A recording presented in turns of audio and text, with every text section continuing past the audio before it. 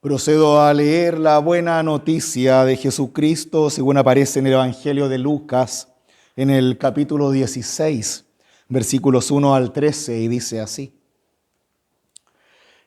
Jesús dijo a sus discípulos: había un hombre rico que tenía un administrador, el cual acusaron de malgastar sus bienes. Lo llamó y le dijo: ¿qué es lo que me han contado de ti? Dame cuenta de tu administración, porque ya no ocuparás más ese puesto. El administrador pensó entonces: ¿qué voy a hacer ahora que mi señor me quita el cargo? ¿Cavar? No tengo fuerzas. ¿Pedir limosna? Me da vergüenza. Ya sé lo que voy a hacer para que al dejar el puesto haya quienes me reciban en su casa.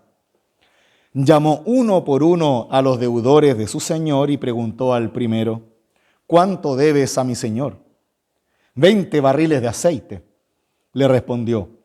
El administrador le dijo: toma tu recibo, siéntate enseguida y anota 10.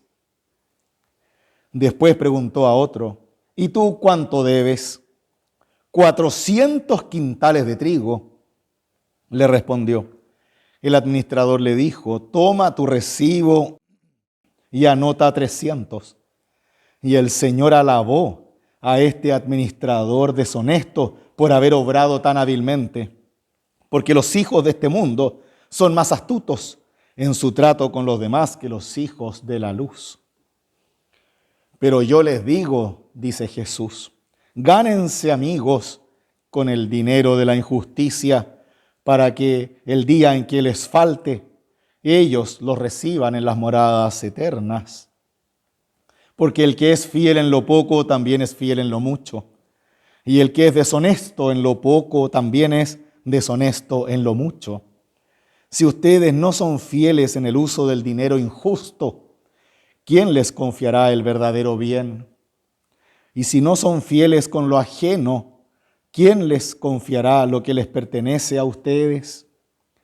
Ningún servidor puede servir a dos señores, porque odiará a uno y amará al otro, o bien se interesará por el primero y menospreciará al segundo. No se puede servir a Dios y al dinero. Hasta aquí la lectura del Santo Evangelio. Esta es palabra de Dios. Amén. Tomen asiento, por favor.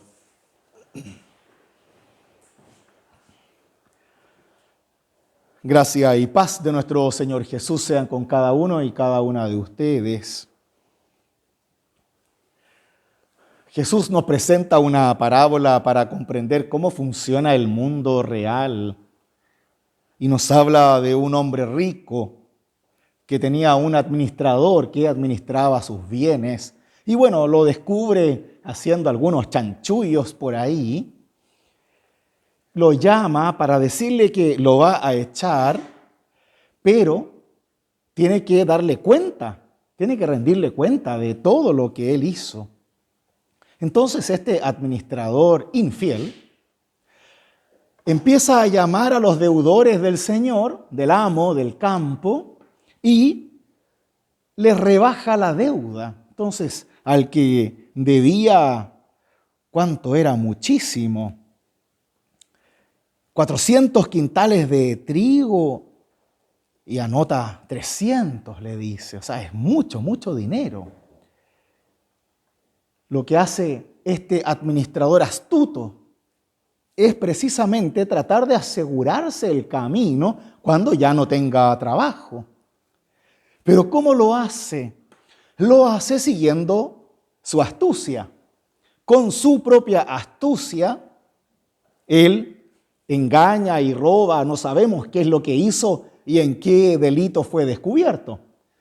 Pero ahora, para ayudarse a sí mismo y solucionar su error, decide ser más astuto aún y cometer más delitos. En este caso, sigue robando. Ahora el dinero no es para él, sino que está comprando de alguna manera u otra el hecho de que aquellas personas que les perdonó deuda le deban a él. Y así le den trabajo, casa, etc. Es interesante esto porque luego dice, el Señor alabó a este administrador deshonesto por haber obrado tan hábilmente. Y es que en el mundo se alaba eso, se alaba el hecho de que las personas salgan con la suya, de que siempre haya un recoveco, un camino para salvarse a sí mismo. Y es interesante cómo el texto nos utiliza la palabra astuto para este administrador infiel. ¿Recuerdan ustedes quién es el astuto? Reconocido desde el Génesis en adelante como aquella fuerza mentirosa que engatusa a los hombres. La serpiente, pues. La serpiente de la creación en el Génesis era la más astuta de todos los animales, de todo el reino, y esa astucia la usa para engañar. Entonces acá nos damos cuenta cómo la intencionalidad de Jesús con esta parábola es mostrar algo que él mismo dice. Los hijos de este mundo son más astutos en su trato con los demás que los hijos de la luz. Y no está tan equivocado. ¿Cuántas veces uno cree por ser cristiano o cristiana que nos dejamos pisotear, engañar, robar, como pensando que esto de dar la otra mejilla es parte de ser débiles en el mundo? Y Jesús jamás lo pretendió así. Esta astucia que le conduce al administrador de robar y seguir robando y más encima asegurarse el futuro, no es algo que debamos seguir. La alabanza a la astucia es en cuanto al mundo en el cual este administrador vive. Claro, se alaba porque va a llegar lejos, claramente va a llegar lejos. Uno sabe que hay ciertos ladrones, personas que se aprovechan de los demás y uno dice, mira, este va a llegar lejos. ¿Por qué? Porque es astuto y está siempre pensando en cómo tapar sus propias huellas y cómo asegurarse el futuro. Pero Jesús es claro en eso. Dice, gánense amigos con el dinero de la injusticia, para que en el día en que les falte, ellos los reciban en las moradas eternas. O sea, si ustedes solo se están fijando en ser astutos para tener plata, para recibir esa falsa seguridad, entonces ojalá que esa seguridad los lleve al cielo, porque ellos los van a recibir, no los ángeles de Dios, ni Cristo Jesús, no, ellos, los mismos a los cuales ustedes engañaron y con los que se juntaban para engañar a otros, que ellos los reciban en ese cielo que tú mismo te inventaste, en ese reino de Dios que tú mismo te inventaste, en esa fe que tú mismo te inventas al ser tramposo, malamente astuto y aprovechador de los demás. ¿Por qué? Porque los cristianos también somos seres humanos. Sería un poco ilógico pensar que nosotros estamos lejos de todas esas tentaciones reales y que nunca ninguno de nosotros ha hecho algo para aprovecharse de los demás. Acá el tema es darte cuenta de tus acciones y de lo que esas acciones van a realizar en los demás. Porque Dios te pide fidelidad a Él y en esa fidelidad nos pide fe y seguir sus mandamientos. Y si estamos buscando siempre la seguridad en este mundo a través del dinero, las posesiones, los bienes o los amigos, entonces nos vamos a olvidar de a quién servimos. Si somos servidores de nosotros mismos y de nuestro amor a la seguridad y al dinero, o si estamos sirviendo realmente a Dios. Y ese es el conflicto. Acá en el relato, en el griego, no dice dinero, sino que dice mamón. Mamón es el Dios del dinero. Entonces, Jesús acá lo dice en esas palabras, ¿no? No se puede servir a Dios y al mamón, al Dios del dinero, al que te hace daño al que te transforma en un egoísta, ególatra, y te hace olvidar de quién eres y sobre todo de qué es lo que crees. Y ahí es como llegamos a la tentación. Porque seamos también honestos, ¿quién no quiere tener el bolsillo bien lleno de plata de tal manera de que podamos estar tranquilos, de que sepamos que nuestra vejez va a ser en paz, que sepamos que no nos va a faltar nada? ¿A quién no quiere tener esa tranquilidad? Todos la queremos, por supuesto.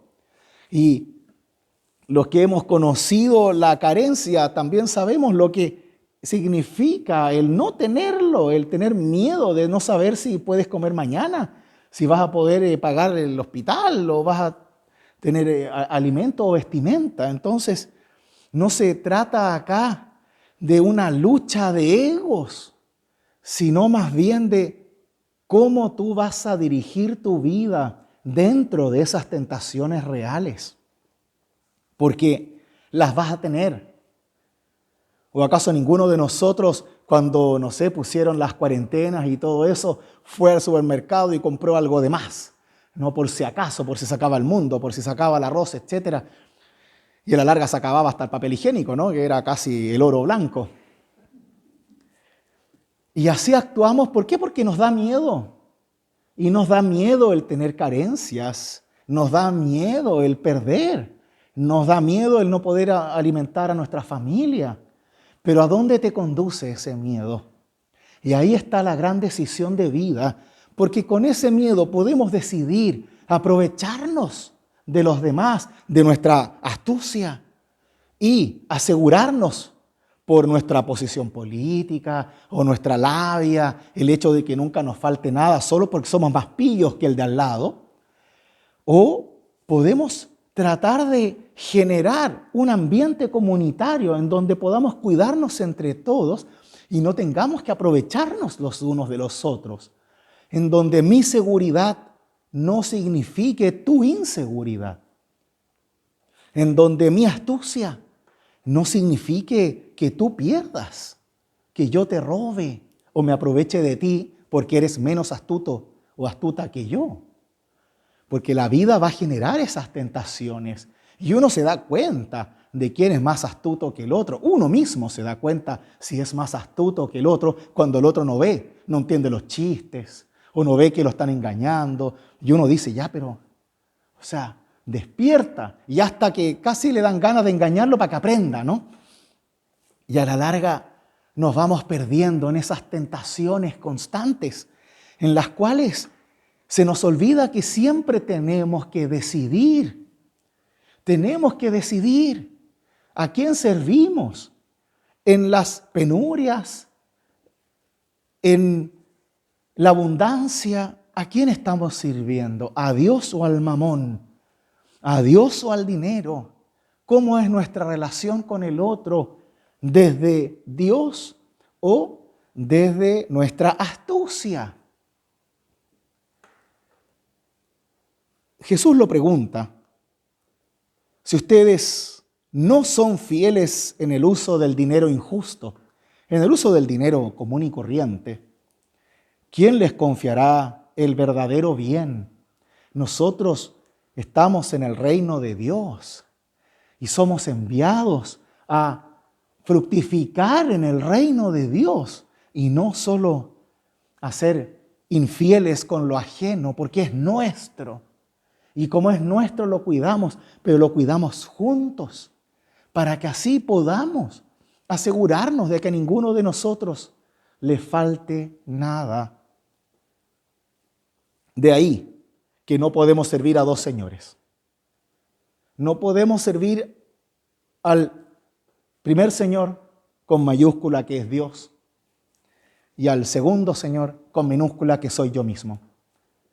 O me sirvo a mí mismo y a mi propia seguridad, o sirvo a Dios, para que así a nadie le falte seguridad, para que yo no sea el que tienta a otros o el que cae en su propia tentación del mal, sino que en mi confianza a Dios pueda tratar de asegurarme que como comunidad, como reino de Dios, no nos andemos mordisqueando ni aprovechando mutuamente, sino que aprendamos cada día a servirnos, a amarnos, a perdonarlos en la honestidad, en la fidelidad, y que juntos, en la confianza mutua, podamos vivir con Dios y en Dios, sirviéndole a Dios y no a nuestro propio ego, a nuestras falsas seguridades, ni al dinero.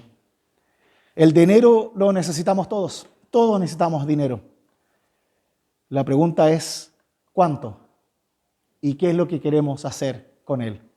Que ojalá todo lo que somos, lo que hacemos, el trabajo que realizamos en nuestros hogares, en nuestras vocaciones, nuestra forma de vivir la familia, todos nuestros pasos y palabras puedan ser guiadas por el Espíritu Santo al servicio del buen Dios y el bienestar de nuestros prójimos. Que así sea en vuestra propia experiencia de fe. Amén.